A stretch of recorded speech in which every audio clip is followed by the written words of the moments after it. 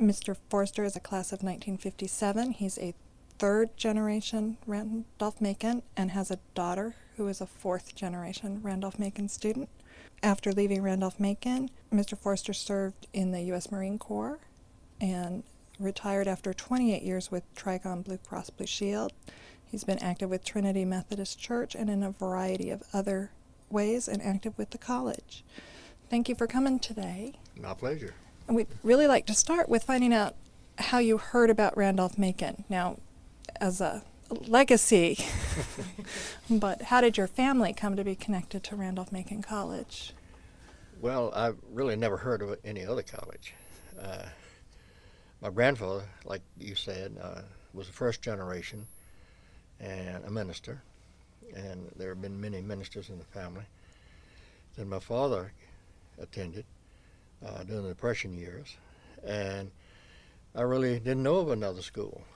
And I was, at that time in high school, very much of mind to be in the same old minister. So I figured this was just the perfect fit. I didn't even apply for any other college. It was just Randolph-Macon. And I was accepted and figured that's what I would do. And that's what I did. Had your family visited the campus a lot, or were you familiar with it physically? Not really. Okay, can you tell us about your first visit or an early visit to the campus? I may possibly have been on campus, but I don't remember. But I do remember the first time getting out of the car in the Murray Branch area where you would go and check in and just sort of being awed by it all. We were living in Suffolk, Virginia at the time. My father moved shortly thereafter. But we drove up from Suffolk, and it was very awe-inspiring and seeing it for the first time. Nervous, of course, but excited, but a new life, a new career as a student. And you checked in at Mary Branch. Now, where did you live as a student? Freshman year at Thomas Branch. I think because of our class is why they had to remodel it. That happened several times. A lot can take credit. Can you tell us how you were able to afford a Randolph-Macon education? Did you have a scholarship? Yes. Frankly, I didn't think that much about it at the time. Being a minister's son, my father was able to receive a nice scholarship, and I did things to augment, and such as working in the library. But I worked in the library for a number of years, and I never cashed a check. I just signed it from my father and said, this goes to my education. He was paying for it, and I was paying him. I didn't pay for all of the education, but quite a bit, as he said. It paid dividends down the road. He's very appreciative. Can you tell us some about working in the library? What was the library like? It was, well, it's hard to even think of it, seeing this beautiful facility you have here. Mainly what we did was to reshelve books that had been returned, so we were down in the dungeons. And the main thing you have to be on a watch out is every now and then they come around checking to be sure we were awake. And it was usually very chilly down in the dungeons. And since there were no women on campus or students, we didn't have to worry about taking dates or whatever down there, although quite often we got accused. But they were dungeons. I remember that. Now, the library was in what we now call Peel Hall. That's correct. Where the administration is now That's housed. correct. Now, it took me a long time to get used to that because it was always the library. It was a very active place. Of course, I was very proud the day I completed my senior project, and my manuscript became a part of the library, and I assume it's It here. is still upstairs. I should have Still pulled it. here. So that was something we did back those days that uh, gave us a real sense of pride. I enjoyed working in the library. It was a very quiet, because you always worked in the evening and at quiet time. And then you just stayed and studied. We didn't have computers. We didn't have phones. We didn't have television. So we didn't have diversions like that. Well, what were some of the diversions that you had? Clubs or activities? Well, of course, Greek life was very active in those days too. And one of the problem was I liked quite a few of them, and I ended up pledging with one, but I did not follow through for various reasons. Mainly, my freshman year was quite an interesting year, but as I mentioned, I came as a ministerial student, and it's a wonderful profession. It's in my family, but towards the end of the freshman year, I began to have doubts about that.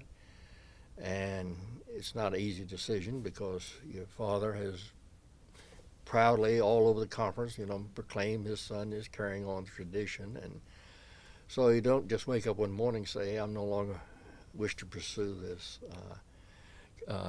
career. And it was over that summer that I sort of made the decision, and it just sort of, again, it was a decision of progression. And sophomore year was a very tough year. I came very, very close to just dropping out, leaving. In fact, I had gone into Richmond, talked to Navy recruiters, and of course they were welcoming me with open arms. And we talk about closeness of professors and how you small classes and very close. And be quite frankly, a professor had enough interest in me to turn me around, kick my hindside, and say, get yourself in order and put this behind you and move on. And I did. And I graduated in 4 years. But quite frankly, he was the one. And who was that? Professor Richard Hasker. We lived in great fear of Professor Hasker. I mentioned Suffolk because my senior year in high school, all of our big freshmen who were seniors the year before, those who came here, the Birdsongs in particular I'm thinking of, and others, I always remember standing outside of church after sermon and after service, and they were saying, whatever you do at Randolph-Macon, and Randolph-Macon is wonderful, you're going to love it, do not get in Professor Hasker's class. Do not allow that to happen. He is horrible. And one of my favorite stories, in fact, is I gave this at the 50th class reunion last year when we were roasting each other and professors, and he was there. Sure enough, after being warned and told you will die if you are assigned his class, and sure enough, first day of classes, there I was in this huge classroom full of students, Professor Hasker. And I knew right then my college career came to an end. And as I told it then, last June, just before class started, some aide or assistant walked in and said, we have too many in this class. 4 of you will have to go downstairs to Professor so-and-so's class. And third name read was mine. And I have never been so excited to walk out of an area, and I swore then there was a God. And he looked out for me. And at the reunion, Professor Hasker happened to be there, and he had a wonderful comeback, and he said, Mr. Forrester, I think God was looking out for me. But interestingly enough, my roommate that first year was, we got along wonderful, and we became good friends. Actually, he was not my roommate. He became my roommate, but we were good friends through clericus and through this common decision that we were making and about, is this a right fit? He became a student grader and for Professor Hasker. Professor Hasker, Professor Munyon, several others were quite well known for being outstanding cooks, and they would prepare wonderful meals for students on occasion. And so that's how I got to know Professor Hasker, even though I just was scared to death of this man, and most of us were, because he had a very unique style. But after a year or so, we became friends, and later years we became very good friends. But yes, he's the one who's responsible for grabbing me by the collar. My roommate or my friend, advised him to this. Hey, this student is on the brink. So, and I'm really very appreciative of that, because I was able to finish. I did graduate, and then I went on my own choosing, to the military.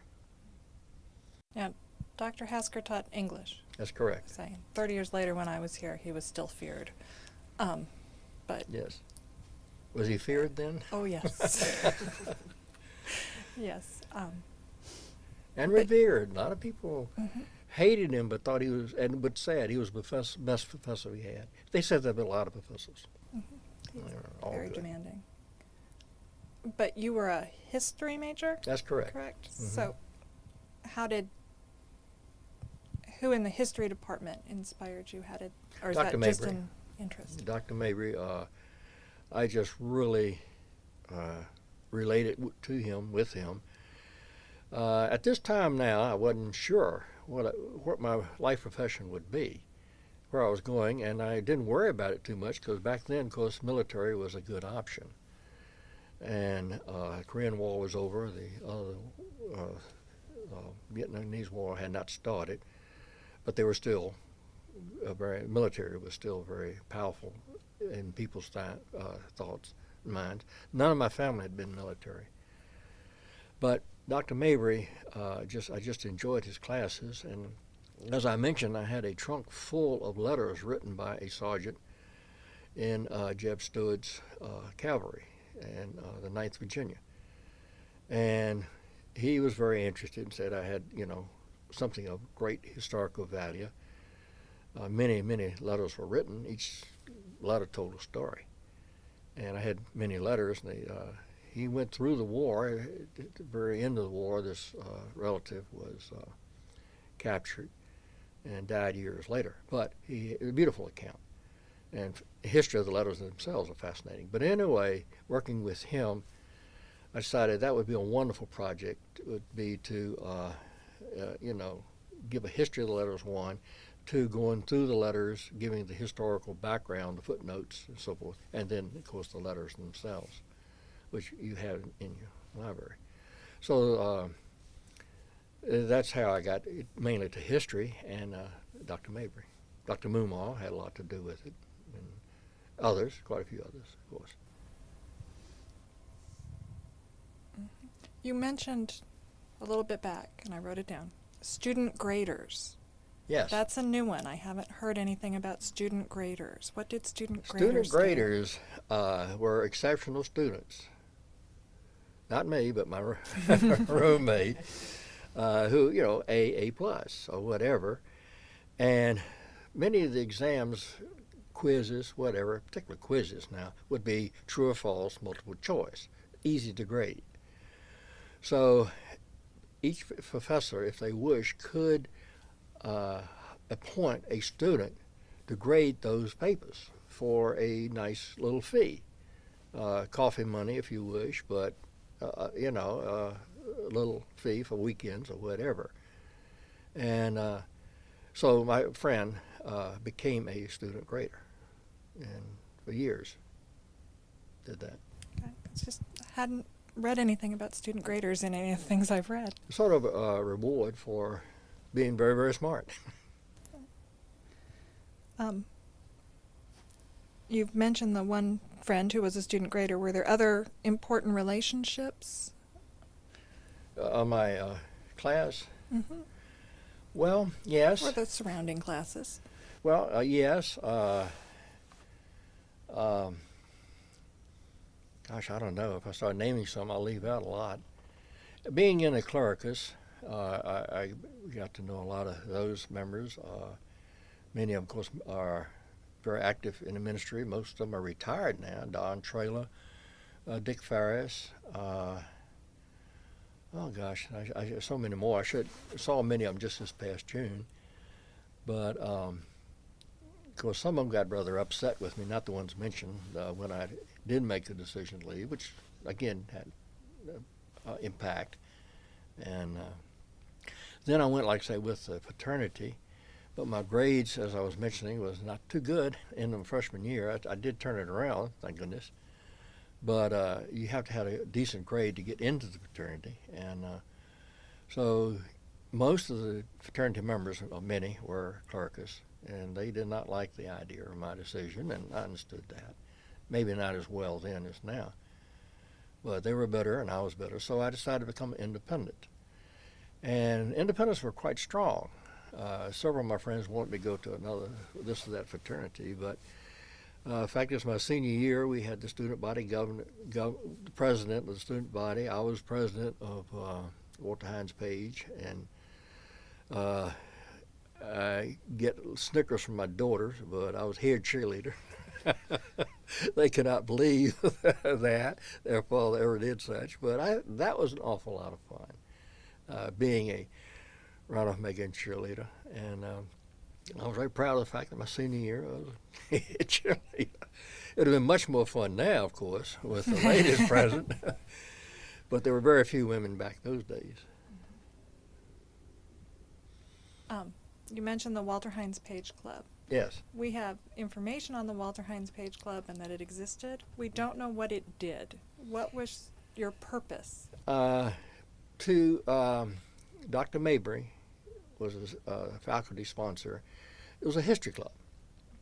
And Walter Hines is one of the revered graduate and so forth. For whom the library is named. Exactly.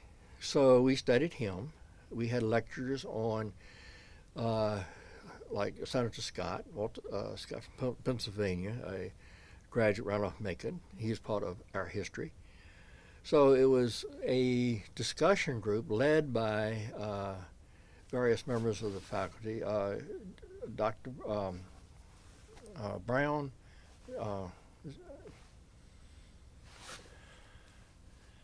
can't think of his name.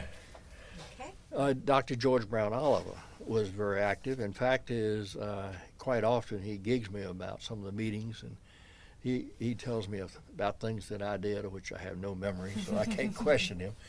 But that's basically what it was. It was a study of history. There was another group, sort of similar. I think it was forget the name of it, but it was English, sort of English students, and I can't remember that group. Okay, we'll look that up. I mean, there was always the Washington Literary Society and the Franklin Society. Maybe, possibly that was it. The Washington Something Literary sort of Society brought in a lot of speakers. Mm-hmm. Yeah, no, it wasn't that. This was strictly local and driven by local professors.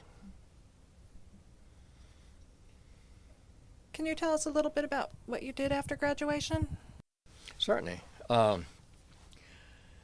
Another interesting story. I wanted to be in the Navy and wanted to be on a submarine. I don't know why, but I just thought that was fascinating. And when I graduated Randolph-Macon, I, of course, was the smartest thing on this earth because I was a senior and a graduate, knew it all. But I did not know what I wanted to do with my life, so military seemed like a wonderful option. And I remember now we lived in Martinsville, and I left Martinsville, drove to Washington to be interviewed by the Navy, got there early in the morning, and not to draw this out, but I came back home the next day. The military put me up and told my mother that I was accepted.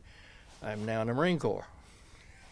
She cried for 2 days because they had just had that infamous incident down in Paris Island where recruits were drowned in training exercise, and that's all she could think of. The Navy was very detailed, very long and drawn out, and right off the bat I learned that my math skills were not very good, which they needed, and my eyesight was not very good, which it required. So seeing this fall apart, I was outside thinking, what am I going to do in this sharp dress Sergeant Marine Corps came up and said, let's talk, and the rest is history.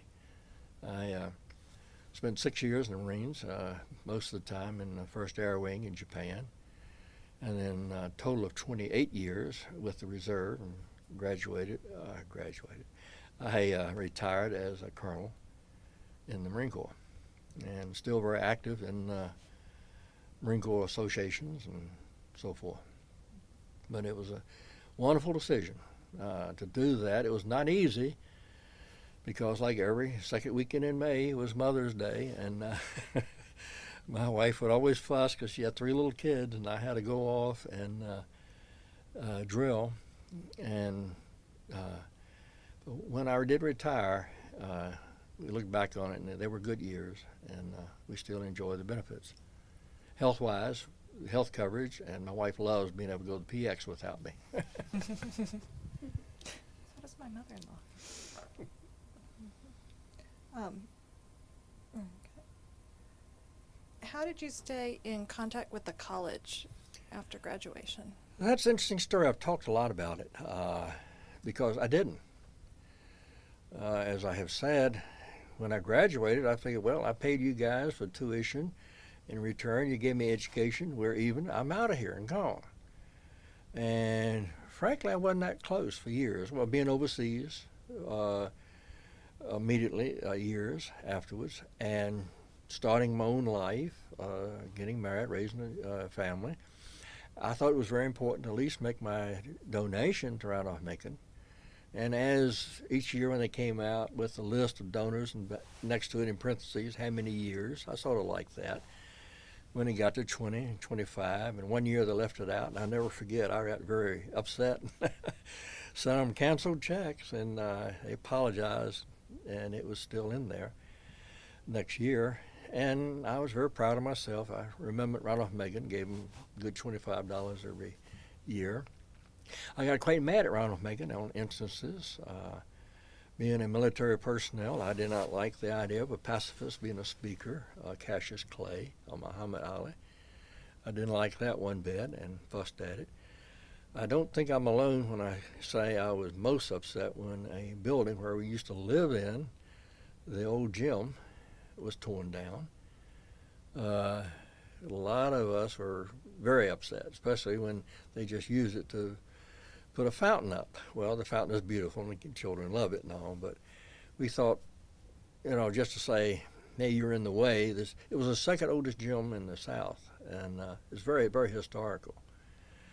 And the historical value was even heightened by the fact that many of us, myself included, after we would win a particular good game, and any win over Hampton Sydney as such, we would, break out a louder and put it against the building, go up, and in big letters, black and yellow, the score of the game.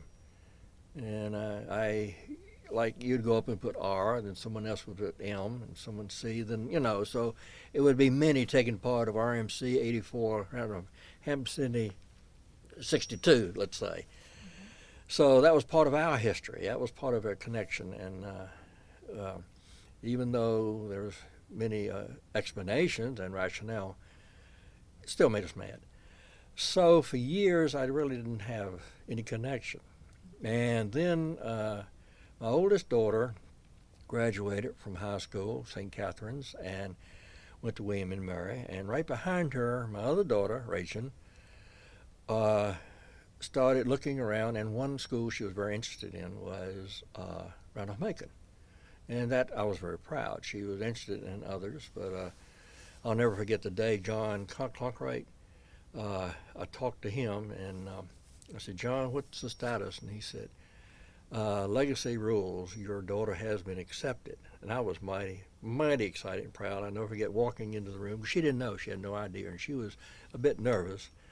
And I got fussed at because she should have heard it officially through the mail, but I said, no, she's going to hear it from her dad. You are a yellow jacket. I remember that well. So as I was fortunate enough to be asked to be a speaker at the scholarship dinner a couple of years ago, which I thoroughly enjoyed and surprised but honored.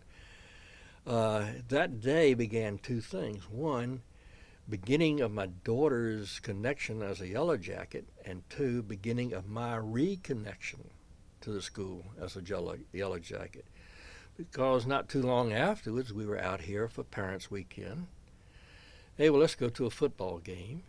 Let's do that.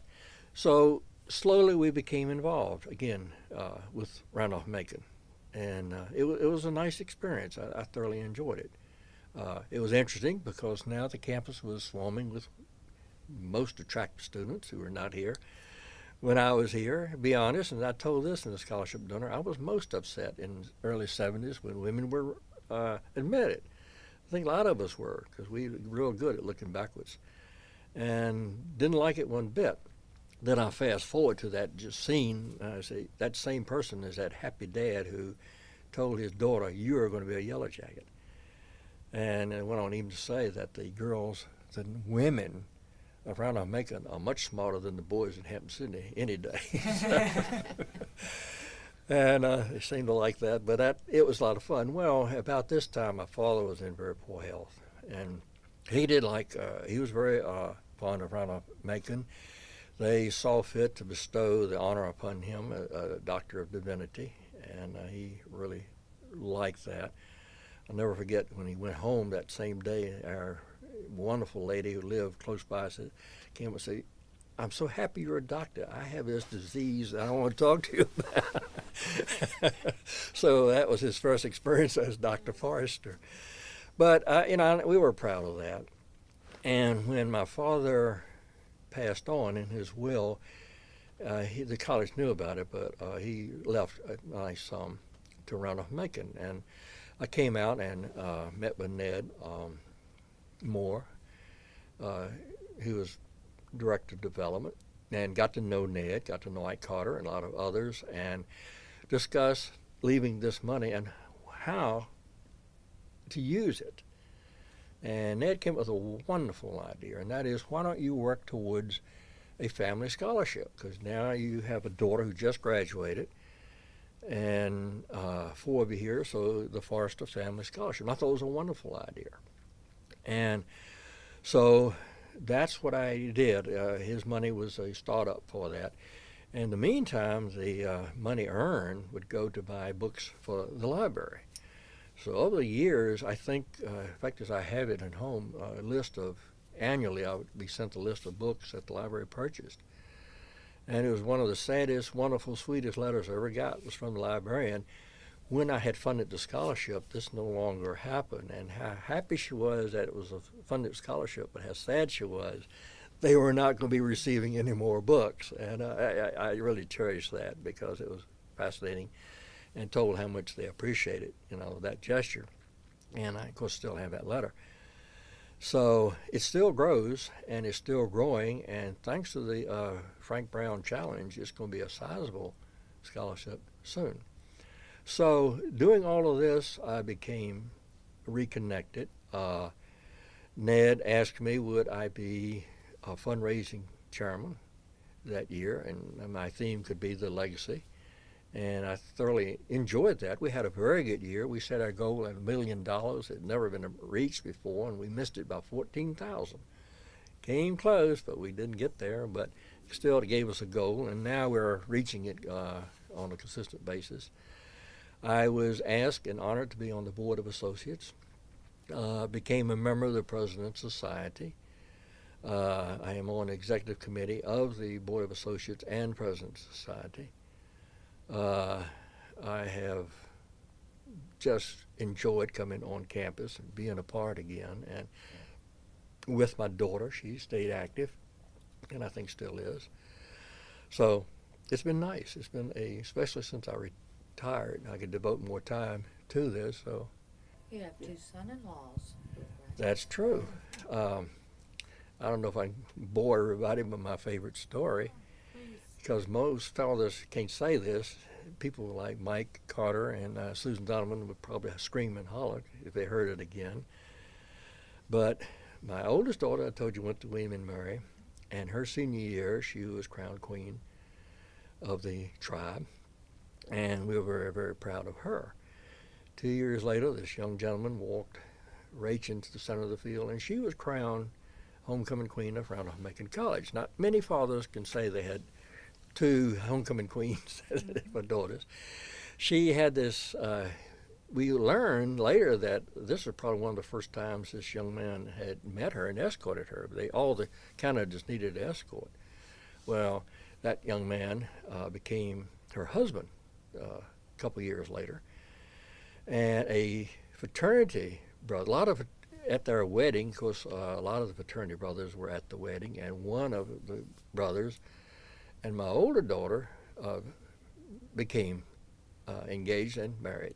So my point, both as Charlotte pointed out, both my sons are Yellow Jackets.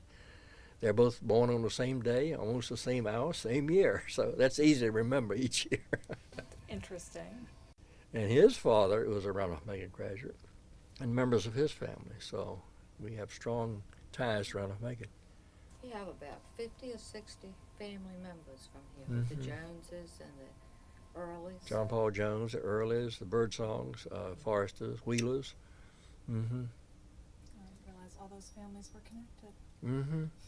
My grandmother's a Wheeler, and a lot of those here. Birdsongs were connected. I went to school with one of the Birdsongs. Which one? Everett. Everett's mother, your cousin. Okay, yeah. I said several things are named for the Birdsongs. Oh, yeah. Oh, yeah. I had- You have Mary Harvard. Noted. Yeah, Mary Harvard works here. Right, Mary Harvard. And she's related to the Warnhams, and there's a, Oh. and we just met Paul Warnhams. So.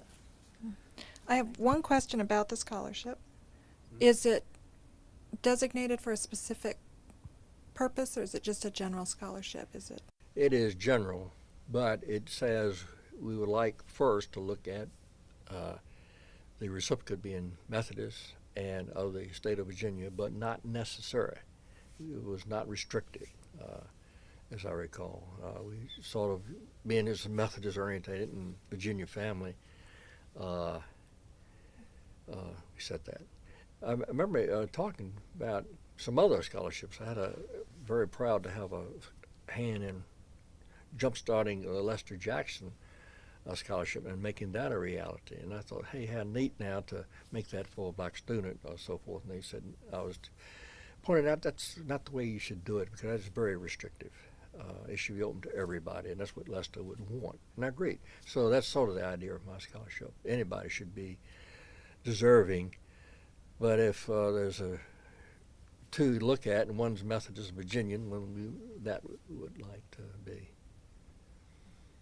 So I'm very proud. The day that became funded, I remember I was very, very proud. And then the opportunity to really add to it, which I'm in the process of doing now, it's just a delightful way to be remembered and to remember.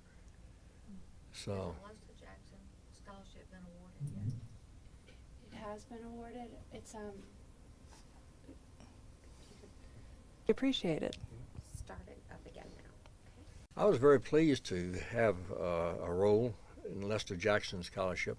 Lester Jackson was a very short black man who was always in the cafeteria. He worked in the cafeteria. He was always greeting us, always with a smile. Just everybody loved Lester. He was an enduring little fella. And I remember one day I had a great big overcoat, and I got a new one for Christmas, and I didn't need it anymore. And I asked him, would he like that? Well, I've never seen such happiness and excitement. And I will never forget looking out of the window of Mary Branch as he walked off with that new coat on. And I felt, oh, that's so great, because what a nice guy, and he can use it. So not to belabor that, he was just fondly thought of by all of us. Well, he died a couple years later, and they started Lester Jackson Scholarship Fund. And it quickly garnered monies and went up to roughly $17,000, and then just died. Then years later, while I was working towards my scholarship, in fact, it was out of a Board of Associates executive meeting, we were talking about scholarships, and said, just happened to mention, there's a lot of monies out there just sitting because they were designated for scholarships but did not become reality. And he mentioned Lester Jackson. Well, I became very upset. I said, my gracious. I said, number one, it should be. Number two, are those others like me who gave to that, realized it never became a reality. So Michael said, well, interesting enough. I said, well, look, I'll be glad to. And I did come out. I wrote a letter. We got the list of donors and just pointed out the fact, hey, did you realize this? Now, the scholarship, the monies was now worth over 30-some thousand because of interest.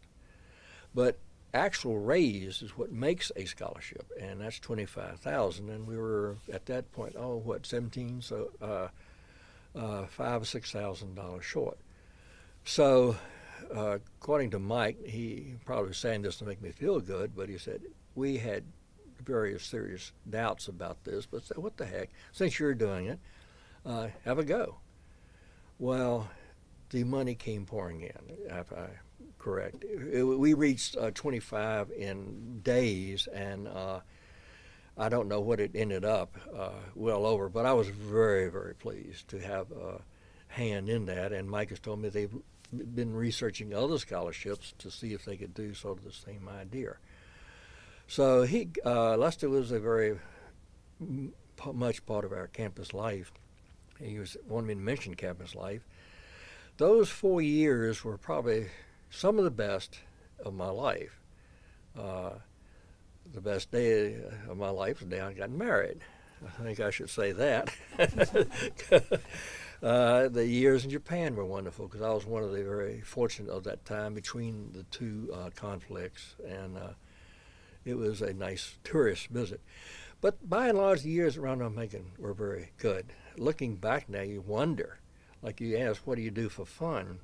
Well, there was always Mary Washington or West Hampton, but you had to leave campus for dates. Now, we had wonderful Greek weekends and so forth. We had some of the outstanding bands. I was just delighted that we would get those bands and would bring dates in. Of course, they usually always had to be in by 11 o'clock or so and sign your life away with the ladies on campus, and many times they stayed here.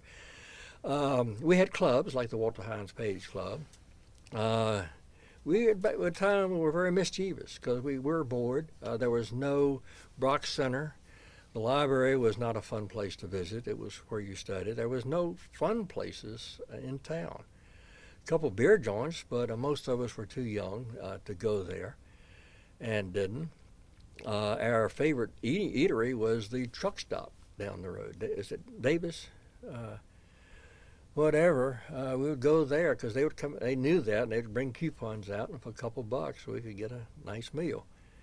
And even though the cafeteria was pretty good, each night you had two choices: either eat it or don't. And so, with that, we usually ate it. My favorite story there is World Hunger Week, and they were talking about all the poor people all over the world who had no food to eat, or hunger. Hunger was everywhere. And the fact is, they had a display at the cafeteria of food, of yucky-looking rice and so forth, and a big sign said, "Look what some poor soul has to eat tonight." And I'll never forget the dietitian, not Flavia, Flavia Owens, I think. No, she was the She was librarian. That's the name I had. Came out, I believe. Well, anyway, she was just crying and boo-hooing. Some enterprising student had gone through the line, got his plate, and went and switched the places. Switched with the one that was, "Look what some poor soul has to eat tonight." And of course, we laugh days and days over that, and we think we know who did it, but he never fessed up. We had fun. We were really into football games, basketball games. It was cozy. The little gym, which is still there, we thought was wonderful, but it was very small. We loved the bonfires. They had bonfires and rallies. They were a lot of fun. We thumbed.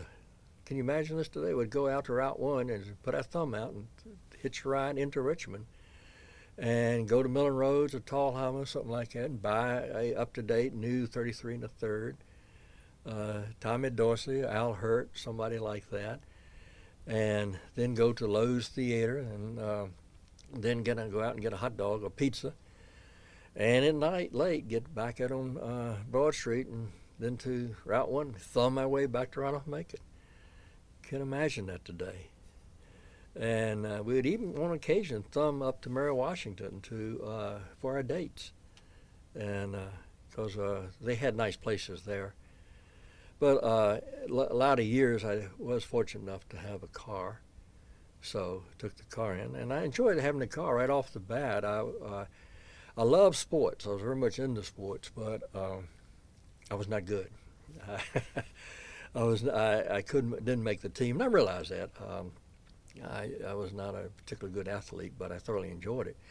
So I became manager of the baseball team with Hugh Stevens, and that was just a grand experience because he was a grand old man. And I'll never forget, out here on the field, we played this team called Wake Forest, who that year was the national champions of baseball, and we beat them that day. And they weren't national champions then, but they were going towards that goal. And we had some really fine teams back then. Bob Lincoln, I particularly remember. He was the catcher, and he was quite a player. I think he's in the Hall of Fame, Baseball Hall of Fame, and many others, of course. And basketball, I did a lot. I was talking about my car. I used to help carry the team to Washington or Hampton City. I loaded up the car, and they paid me mileage, and that was wonderful. And I thoroughly enjoyed that. So I enjoyed sports. I did run track, and I was pretty good in track. I did garner some points. It was a fun thing to do. Some outstanding runners, but a lot of fun. I was not a star, but I was a participant, and I enjoyed that. I worked for the radio station. I would come back from a game, a baseball game, and go right to the studio and give the report, and they would hear it firsthand. And I enjoyed that. I was on the staff of the Yellow Jacket, and I wrote a lot of articles. I don't remember what I did, but I remember, being much a part, and that was a lot of fun, and of course took up a lot of time. And the center, there really wasn't a center. About where the fountain is now, there was the bookstore, where you could buy a hot dog. The Coca-Cola machine was in there where you reached in and pull it out, and a little bit of memorabilia of the college, which I still have some. And that was not a gathering place, but you would go there. The gathering places were the fraternity houses, or in my case, the Independence, the old gym where the Independents met. My favorite memory there was watching, I can't think of his name, the guy for the New York Yankees who pitched that no-hitter, the famous no-hitter, no walks, no hits, no runs, and that was a very exciting moment. Black and white, little set, one of the few around. There were several. There were no phones in the rooms, anything like that. Each dorm had one phone at the door where you went in and went out, and the worst possible thing is to have the room next to the phone because there was no one designated to answer it. So if you were trying to sleep, to shut the phone up, the guys who lived close would have to go answer it. Then they have to go searching through the dorm to get the person who the call is for. Usually just they'll relay, "Hey, Forrester, they want you on the phone," and then they would carry it on and wake up a lot of people. So that was interesting time. But that was, if your mother wanted to call you and tell you something, that's how she got in touch with you. There were no TVs in our rooms. The main thing I had that I thoroughly enjoyed was this big troller, and playing the records. Radio, listen to radio. WRVA was mainly what we listened to. No refrigerators, anything like that. And we loved cold winters because we would put our juices and adult beverages that we snuck in on the windowsill outside so they would stay cold. And that was how, and cheese spread, things like that. So you walk in and you look up and all the windows were just loaded down with this horrible looking stuff. We were very mischievous at times. We pulled some pranks that you wonder, thinking back, that why in the world would you do that? And But you know, it's just sort of you wouldn't do it, but 2 would talk about it. 3 would maybe say let's do it, and 5 or 6 would instigate it. And that's usually how it went. We thoroughly enjoyed the bonfires. Freshman year, we had to wear our little beanies as rats, and we took that very serious. We guarded the bonfire, thinking any day Hampton Sydney was going to come and steal it all away. Of course, they could probably care less, but we didn't think so. But we do know we guarded that bonfire, and pep rallies, had pep rallies all the time, and being cheerleaders, that was a lot of fun, being a part. The games were well attended. I think they are now. The spirit was good. That I enjoy coming back. We will probably be back out here Saturday night. Certainly for the Hampton Sydney game, we'll be here. So it's nice to be back in that. I played a lot of intramural sports. The biggest change is the biggest thing is not changed, and this is important, and I learned this through my daughter, is the close tie of the student to the professor.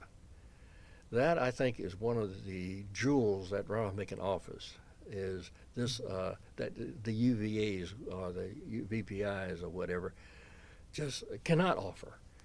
And listening to her talking about her favorite professors and class size, that apparently is still much in place. And I think that is a great offering that this college has. My oldest daughter was a good fit for William and Mary. But Rachel was a wonderful fit for Randolph-Macon. She was good for Randolph-Macon, but Randolph-Macon was awfully good for her. So. Well, are there any other questions? We appreciate your time so much, and we appreciate you coming in. That was very interesting. I have all these little things written down now to look up. We appreciate you coming and being with us today. Well, it's certainly my pleasure, and thank you very much for having me.